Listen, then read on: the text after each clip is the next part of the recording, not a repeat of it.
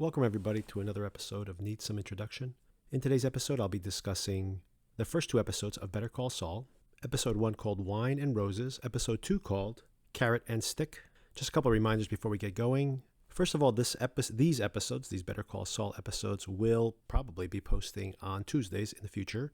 I'm actually on vacation on a road trip, so it's a little inconvenient to record, so this is a little late. But you will also be getting from me a Moon Knight episode later this week, and I'll be discussing that show as well as the premiere of The Batman on HBO Max. Just a reminder that there is a review, my review of The Batman in this feed, just maybe 10 episodes ago around there. And also interspersed in there, of course, the wrap-up of the Severance Season 1 series, which has been very popular. And if you haven't watched that show, excellent first season of a show, so do check it out.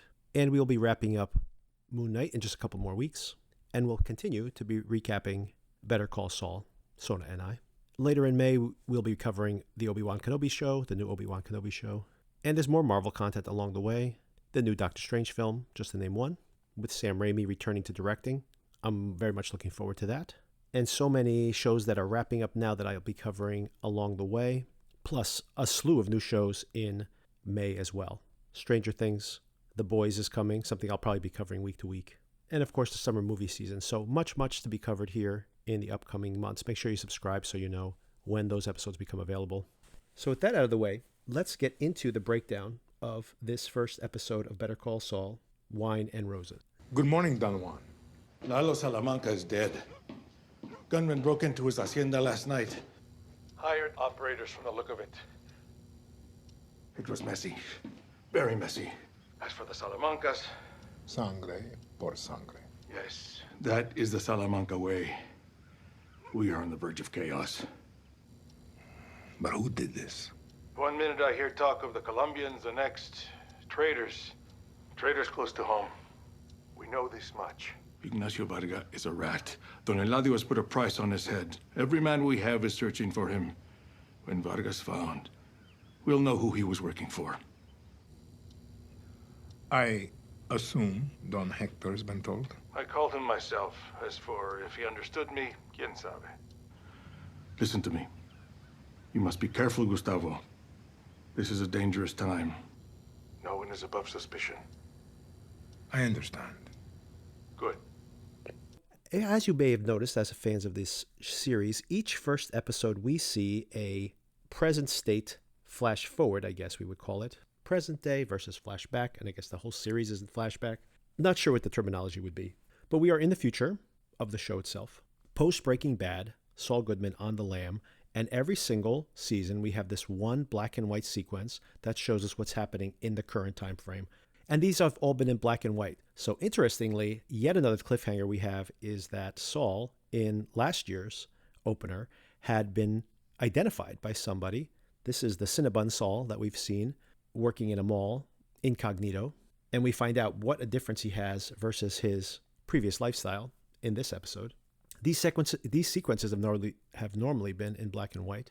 This one we have just momentarily is in black and white before we go into full color, and understandably so, because it turns out that Saul, living high in the hog, as they say, and just some of the things we see here, we have people in overalls clearing out this room, this area, and they're basically cleaning out his digs, his mansion, as ostentatious as you can imagine.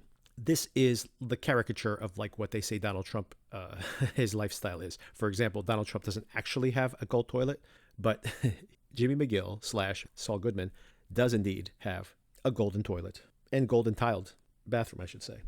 He has a safe room we see here momentarily as they're clearing out his closet.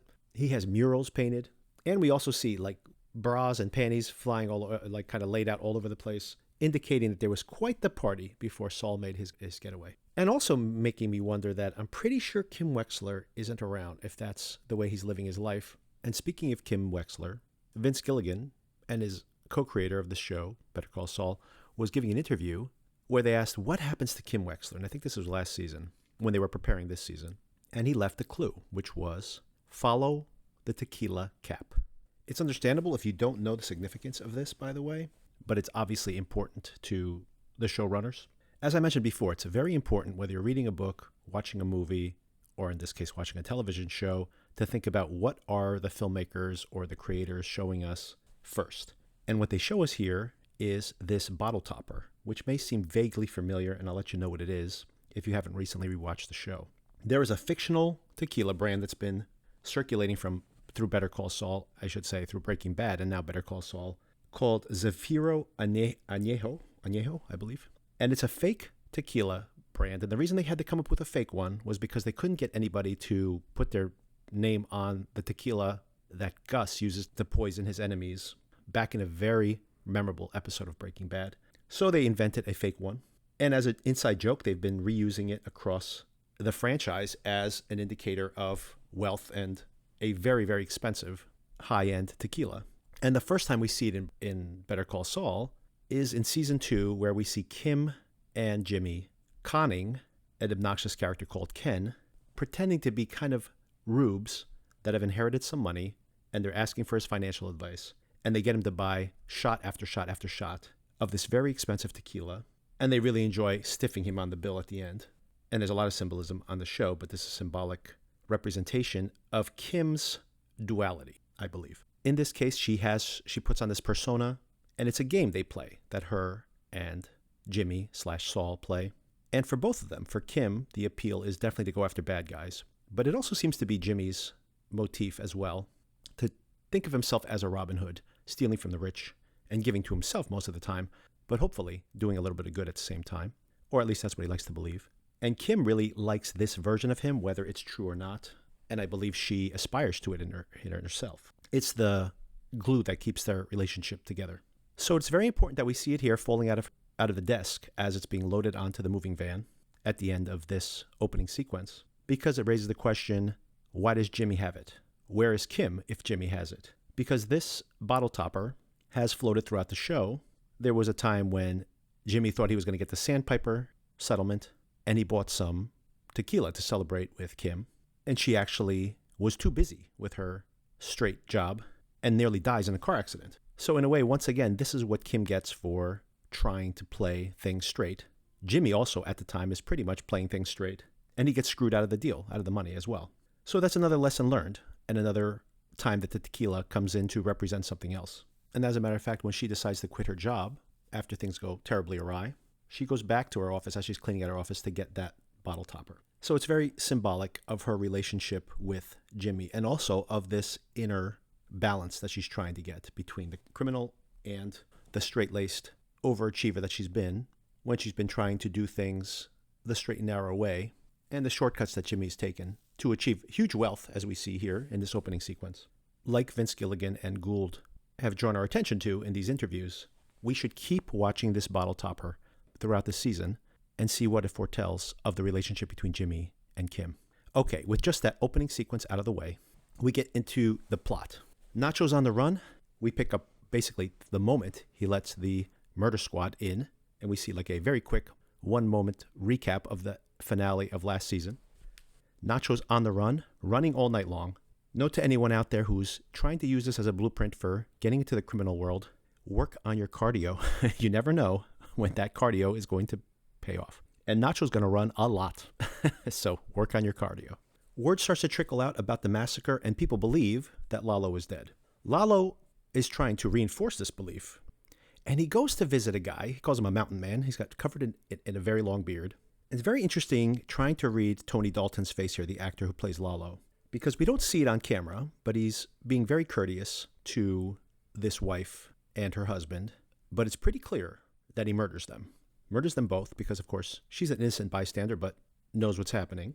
And this guy, once he shaves that giant beard off, turns out to be a near spitting image of Lalo. Now, I don't know if this is a coincidence or if this is just somebody in his family that looks a lot like him, or if this is actually like a body double. Like, for example, not only is it kind of infamously known that some of these drug dealers have body doubles to ride in a separate car or something in case of assassination attempts, but we've also seen this with Saddam Hussein, had his own body doubles, and his sons as well. So whether this is something that is a coincidence or whether this is something that this is the guy's job to be his body double when he needs him to be, not made clear. But what is made clear is that Lalo kills them. And the next time we see this body, it is terribly burned right by the oven back at his compound. And I'll have to figure out what Sona's read is on this if I'm missing something here. But basically, the body is placed back, burned terribly, as a stand-in for Lalo's corpse. The first we see of Saul here in this time frame, in this flashback time frame, he seems to have been up all night, probably worried about the conversation he had with Kim about setting up Howard to accelerate the Sandpiper deal closure. She has a plan, and she really likes doing this pro bono work, which Sona brought up the fact that pro bono means you don't get paid. So how's she going to make money? And we see a little flashback sequence, in the previously ons, where Jimmy says exactly that, going, so pro bono means you don't get paid. So where's this money coming from? And maybe she thinks blackmailing Howard or accelerating the Sandpiper deal settlement, or a combination of both, will get them that big payday, which allows her to focus on her pro bono work, which she finds very, very satisfying. Back in Mexico, we see that the murder twins have arrived to scope out the police investigation, and they're the ones who find Lalo's burned body, or pseudo-Lalo's burned body. Don Juan calls Gus. Gus is waiting for the call and lays it all out. There was this massacre at the compound, at Lalo's house, his private compound. A total affront. Obviously, he was the target of this massacre. And the Salamancas will be looking blood for blood. They'll be looking for revenge. And this can go very, very badly because the Salamancas do not know who set up this hit. They're saying it could be the Colombians. It could be an inside job. It could be somebody else trying to climb the corporate ladder. But everyone is looking for Nacho because Nacho would be the only one who would know. Gus, of course, is incredibly smart. So when they're saying that Lalo's dead and they got the report that the mercenaries mentioned that the target was achieved and yet they're now all dead. All of them accounted for. Nobody ran off with some money or something. They're all accounted for. He's like, that doesn't sound right to me. Why are they all dead? Who killed them? He thinks Lalo's alive. There's a lot of tension here between Mike and Gus. Mike thinks you have to stand by your word. It's like one of his key rules. Even as a criminal, you got to be an honest criminal. Because if you don't have your word, no one can trust you. And meanwhile, he does not think that Gus is going to do the right thing as far as Nacho's concerned. And more importantly, Nacho's dad. And he says, he did the right thing for you. You got to do the right thing for him. And this is not going well. Jimmy goes to court. Kim's going to the court billing herself to do some pro bono work. She has a client who's been railroaded with a crime. And while Jimmy's there, the prosecutors, or actually he confronts them, I guess. And they said that they've looked into Lalo's backstory, or this fictitious De Guzman persona that he has. And his family's not real, and he doesn't have an address that's real. And in doing their due diligence, raised a lot of flags when he actually showed up with that bail money. His whole backstory is unraveled, obviously. And they're saying, we're revoking the bond, and we need him to come in right away. And Jimmy says, look, he has 7 million reasons to come back, and you think that doesn't count, but it does. You say my guy ran. I say he's got 7 million reasons for showing up when he's legally required to do so. So, no, I won't be due process window dressing at any crash meeting with Parson. And if you try throwing any of this crap around in front of the judge without my presence, here's an accusation: prosecutorial misconduct. Career-ending prosecutorial misconduct. None of that changes the fact the guy's not who he said he was. No, hold on. You guys got caught with your pants around your ankles and somehow that's on me? I don't think so. You've got 24 lawyers up there. You got investigators. You got the whole damn police force. And it's my fault you can't keep track of Lalo. That is not my job. Lalo? Who's Lalo? What? What did I say? I meant De Guzman. I have more than one client. So, I will see you at the preliminary in 6 weeks, as scheduled. Until then, I have clients who need me. And he's able to make his stand, although don't know how long this is going to stand up. And that could be a problem for Lalo, because if he does have to come back over the border, he's going to be a wanted man. That night, Saul meets Kim at the El Camino diner. That's very important. The El Camino, also symbolic here in the show. It means the road. And of course, we see in El Camino the car. There's a movie called El Camino, a sequel, a movie on Netflix. Pretty good. Not great, but good. With Aaron Paul. If you ever haven't tracked that down, definitely track it down. Still available on Netflix. And Kim has just met with her client, and Saul comes to have dinner with her. And this is an interesting interaction. We find out that Kim is really enjoying the pro bono work. She's very committed to the Howard scam. And very interestingly, she asks Saul, why is he driving that car? He needs to be Saul Goodman. I rented us a car. So it's the Ford. So Saul Goodman drives a brown Ford Taurus. Detroit calls that taupe, I believe. Don't you think Saul Goodman would drive something with a little more flair? Such as? I don't know. Definitely American made. Something showy. And Saul Goodman has an office. Something eye-catching. Good location. By the courthouse. Yeah. A cathedral of justice. Oh, a cathedral of justice. Okay, yeah. We should start looking for something for you. I mean, for Saul. Sold. When do we start? Saturday's good. Saturday it is. So in a way, she is masterminding this Saul Goodman persona. You need to sell this criminal's criminal lawyer. When Kim mentions the Howard scam again, Jimmy asks her, you were serious about that? And she's like, you weren't? And they kind of feel each other out, but they decide to keep going with it. And she says, you got to go slow. He can't see us coming. And also that we should start with Cliff, Maine. And we will see this plot start to take effect. Meanwhile, Nacho's still running. Once again, folks, work on your cardio. Something I definitely need to work on. He makes it to the hotel. He has been in touch, by the way, with Gustavo's other right-hand man. I forget this character's name. This imposing and inscrutable guy. We know nothing about this guy. He has no backstory. He's just very loyal to Gustavo and very imposing. He sneaks in when no one's looking, and the woman who runs the hotel gives him a key. Inside the hotel room, he has cash, a gun, and a phone. We see Mike with his granddaughter. I can't wait to talk to Sona about this one. She always has a problem with these kids grow too quickly. Since the show's been off the air for 2 years, this girl's about twice as tall as she was before. Very hard to hide this. Nacho's trying to call Mike. Mike does not answer. And as we know, Mike is very uncomfortable with this whole situation. Kim and Saul/Jimmy are watching Howard play golf the next morning. Jimmy goes to take a tour of the facilities. And whoops, Kevin is there, the Sandpiper CEO. And he does not want Saul there. This is a very funny sequence where Jimmy, as Saul Goodman, throws a little anti-Semitism in here going like, oh, I see. You were very friendly when I showed in the door. And as soon as you found out my name was Saul Goodman, things get uglier and uglier from there. Kevin starts to confront him. It gets physical. And Saul makes a big scene. I guess I just have to start calling him Saul now because I think the transformation into Saul is pretty much complete at this point. And of course, all this is a ruse. He says, oh, I need to go calm myself down. Can I just use your facilities? He gets into the locker room. Kim tries to reach out to him. Look, Howard is heading back in. You don't have enough time. Get out of there. But Saul's able to achieve his goal, which apparently is to put a small bag of baby powder in Howard's locker, obviously to look like drugs, cocaine, so that Cliff will see it. And it works. Cliff does happen to notice, what is that over there? And Howard's like, yeah, what is this? You think one of these members maybe put it in here? And Cliff's just like, it was in your locker. And just a little question mark as to how did that get in there? That's it. Just a little nudge. Next, we see an incredible shot of the desert, a drone shot, I assume. Lalo, of course, is alive and well, has been hitchhiking towards the U.S. border. Lalo gives his $2,000 in cash to one of the coyotes. And just as he's about to jump into the back of this truck that's going to smuggle them across the border, he decides to call his uncle. Lalo asks the coyotes how long it's going to take them to pack up and leave. And they say, we'll leave when we leave. And he says, okay, well, then I need to make a phone call. And they go, hey, we'll leave without you. And he says, be nice. He calls his uncle at the nursing home. And his uncle, who seems very sad to have heard that he had passed away, is now much happier to hear him alive. And he goes, and now I believe it was a chicken man. I know it. So I am going to cross the border and I'm going to murder him.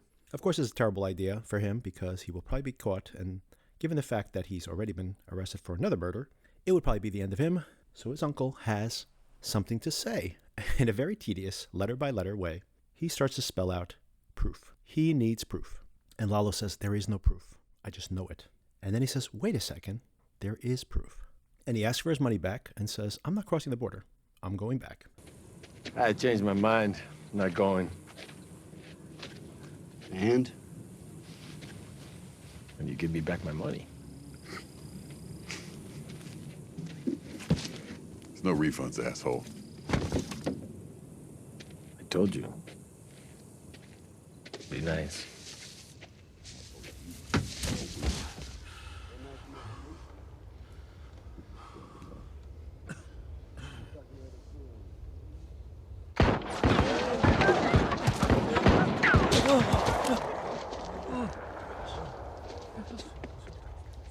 But they're not nice. So he kills them. And then he tells all the folks who were about to cross the border, sorry, you're going to have to find another way across the border. He gives all the cash to the old lady in the back of the truck and says, can you make sure everybody gets their fair share? And he takes the truck, one of the other trucks of the border crossers, and heads not over the border to the U.S., but back to Mexico. So where is this proof? Is it Nacho? I'm not sure what proof he's looking for. Because if he's looking for Nacho, the Salamancas are already on him. And that's the question we're left to as the episode ends. On to episode 2, Carrot and Stick. I have a message from Nacho. He won't be coming back. He sends his regrets. So, here's what's going to happen. You're going to take what's yours, and you're going to leave. But you want us to leave? Wait, that man, where's he going? He's helping you gather your things. But we like it here. Well, now you're going to like it someplace else. You're going to take this, get on a bus, go to your families. Don't have a family, then you go to a friend. You don't have friends, then make some. But I strongly suggest you do whatever you can to get back on your feet. But do it far away from here.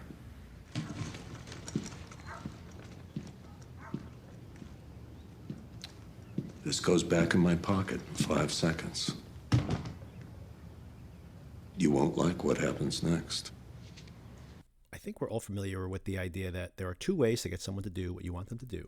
There's the carrot and there's the stick.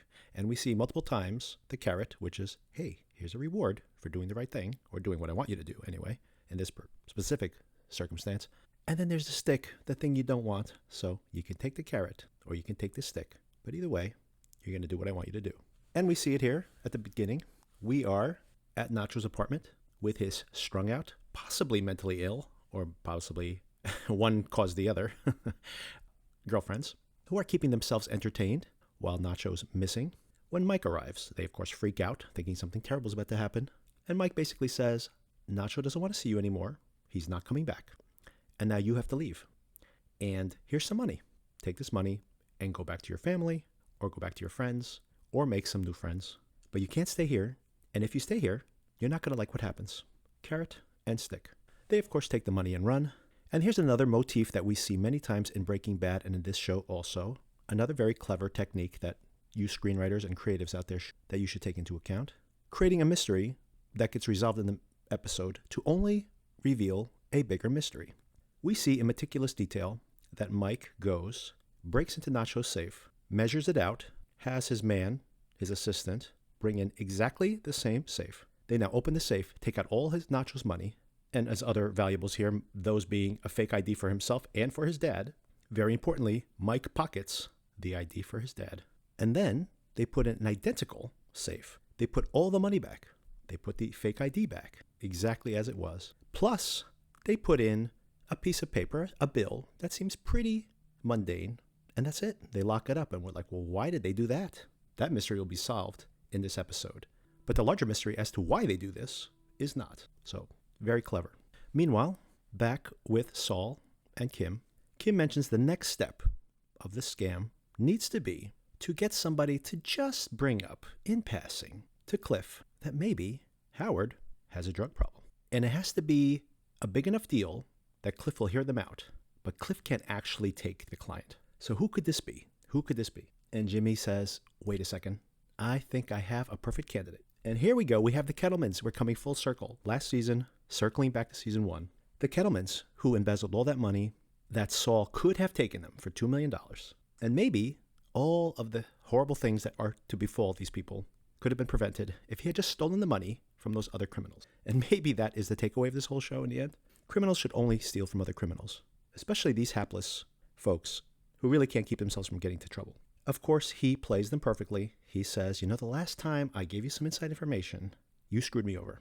But I have information right now that can exonerate you. This is very funny. This whole sequence, by the way, very, very funny. And I really miss these two characters, Betsy and Craig, from season 1. At their tax preparation trailer, we see the inflatable Statue of Liberty, another iconic image from our Breaking Bad version of Saul. Craig immediately is like, hey, how you doing, Jimmy?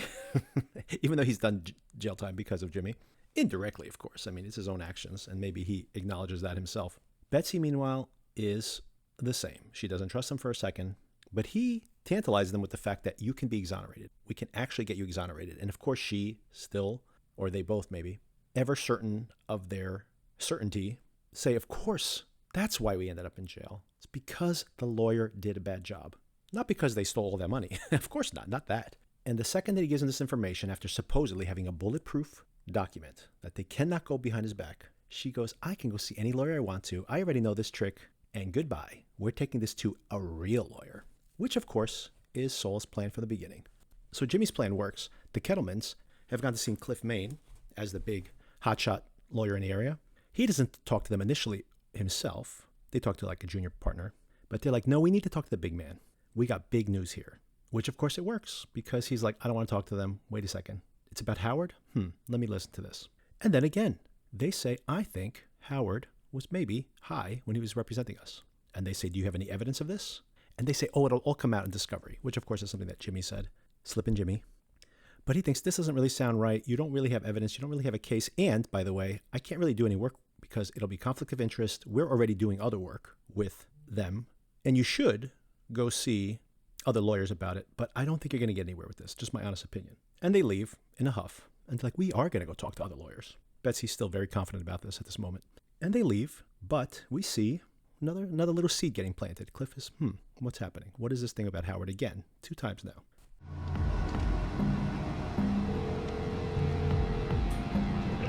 What did you learn?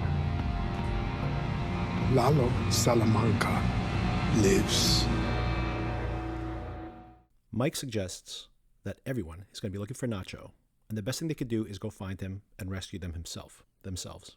And honestly, I don't know what's happening here, and it'll become further confused. Gus could have killed off Nacho. He's letting him live for some purpose, and I'm not sure what that is yet. At this point, mystery number 1 of this Russian nesting doll mystery of what's happening, Don Juan himself have arrived at Nacho's apartment.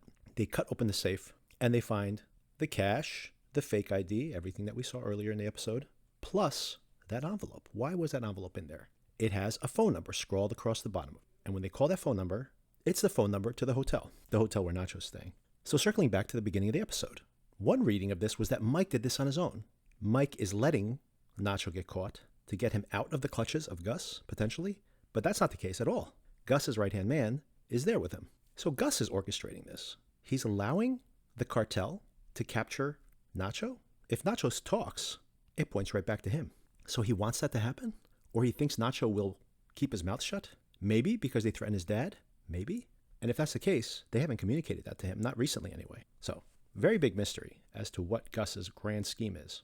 Whatever it is, we know it works because he survives and he's still tight with the cartel. So that right now is my biggest question mark on this whole show. At this point, things start to really accelerate in the episode. Nacho is pacing relentlessly in his room, and he has been eyeing up since the very beginning, since the moment he got there. He's been eyeing up this little shack across the way, and he sees the drip, drip, drip of an air conditioner. Someone is in that shack. Someone's watching him. And he does his Batman thing again. He kicks out the air conditioner from his hotel room, does a little parkour. So get your cardio in, learn a little parkour if you plan to be the next Nacho Varga. Circles around, he's got that gun, goes into the shack, and he catches a guy. He's like, hey, I'm just here watching you. I don't know who's doing this. I don't know anything. Nacho, of course, smart. Everyone on this show, very smart, by the way, except for the Kettlemans, probably. He calls Gus's henchman, says, I can't stay put anymore. I got to cross the border on my own. Of course, this is just to get him worked up, because then the phone starts vibrating. The other phone, our watcher's phone. So now he knows who's watching him. So Gus has set this whole thing up, set up the hotel, has him watch the whole entire time, all with the plan of having him wait there until the cartel comes to get him. But why? Once again, so confused by this. What is the plan? They'll say, yeah, he showed up here days ago. He's been waiting for somebody. Who? Who's he waiting for? He can't say it's Gustavo. Can't imagine that that's what Gustavo wants them to hear. So what is this plan? I have no idea. And the cartel does show up now that they have that phone number and they've traced it back here. And the murder twins are with them. So the Salamancas and the cartel are here. There's a big shootout. They need him alive. So one of the murder twins ends up killing one of the other cartel members to make sure that Nacho survives. But they capture him anyway. Now, 2 really fascinating things happen here at the end of the episode. One is that Nacho calls Mike and wants to talk to Gus.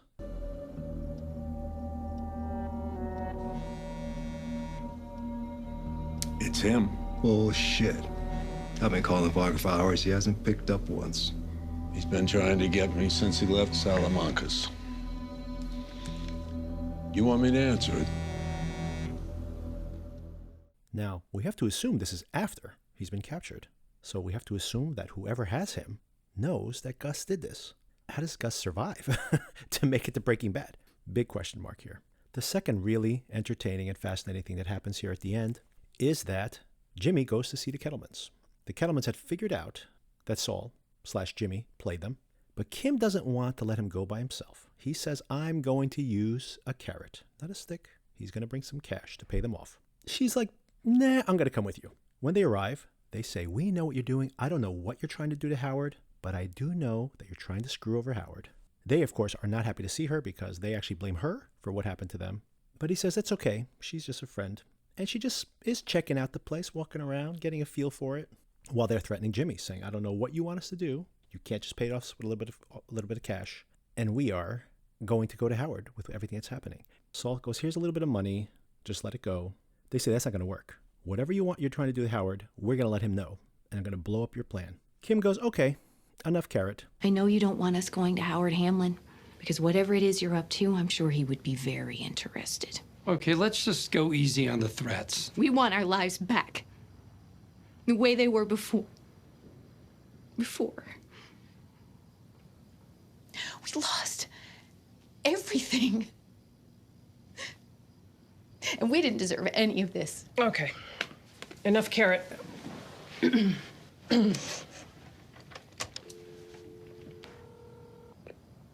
Revenue Service, Albuquerque. Hi, could you put me through to Justin Stengel in Criminal Investigations? One moment, please. What are you doing? Excuse me. This is Justin. Justin, Kim Wexler, how are you? Hey, Kim, good to hear from you. How are Noreen and the boys? Listen, I was wondering who your CID officer is these days. You have something for us? Oh, I just might.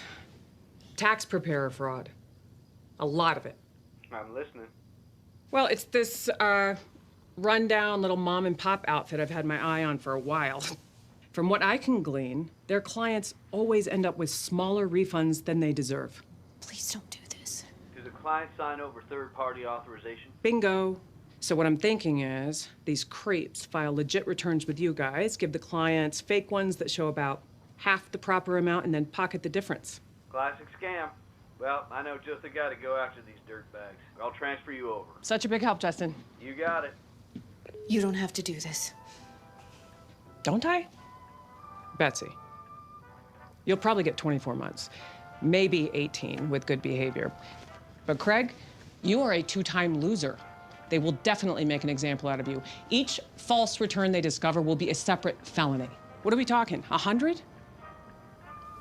200? CID Anthony or Apollo speaking. Saul has a look on his face like, wow, Kim is real cutthroat. And he's kind of seeing the full bloodlust in her now. I think she finally knows what she wants, and it's to be do this pro bono work to make herself feel like she's doing the right thing. And she doesn't care who she has to take down. If she just doesn't think that they are good people, she will destroy them. And by the way, this is also, I think, who Jimmy sees himself as. So now we finally see, at this moment, what draws these two together. And as they leave, Jimmy's driving away and he goes, and I excerpted this, by the way, last week, if you haven't caught up on it, we had a quick discussion, Sona and I, about Better Call Saul. Up until now, not a full recap of the show, but just kind of thematically what interests us in the show. And I called out, even included some audio from the the first flashback we see, or like the earliest flashback we see of Saul when he's a teenager, where he sees this guy stealing from his dad's convenience store. And he tells a young Jimmy, there are sheep in this world and wolves, and you have to decide, kid, who you want to be. So here we are. Jimmy gets in the car with Kim, and he says, sheep and wolves. And she says, huh? And he goes, well, never mind. But we know what it means. She is a wolf. They are sheep. And last mystery of the episode, they pull away, and there's somebody following them. Who is following them? Is Gus keeping an eye on them? Is Lalo keeping an eye on them? He's still in Mexico. But is he curious? He is very fascinated by what actually happened with that money transfer. And is this somehow tied in with what happened down in Mexico? So did he have somebody following them around?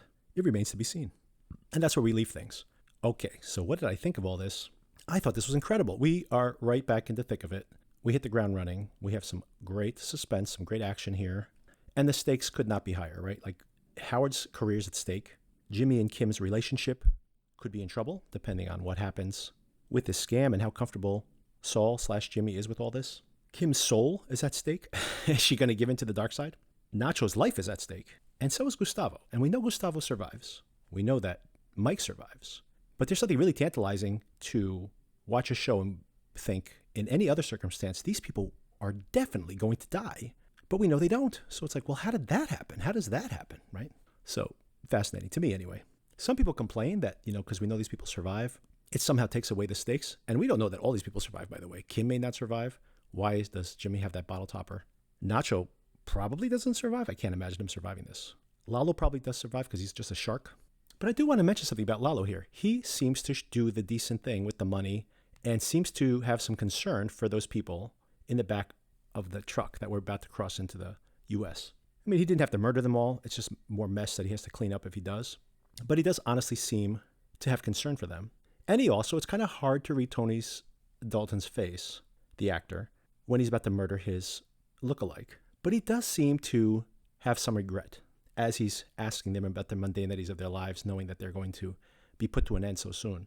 So I am curious. We've just only been seeing him as this one-dimensional monster, only as an antagonist. But maybe we'll get to know him a little bit better here. Great performances all around. Great style. The show looks great. Great little details. And yeah, what a great twofer. Very excited to see where it goes from here. We have 5 more episodes and then a break. Hopefully some kind of cliffhanger there to keep us on our toes for the next month. It takes about a month off and then comes back for the last 6 episodes, I believe it is. And those will run from July through August. So great stuff so far. Can't wait to see more. As far as us here at the show, stay tuned. Probably only a day from now, you're going to get your Moon Knight follow-up. A much better episode this week of Moon Knight. And you'll get my full review tomorrow. Until then, I'll talk to you soon.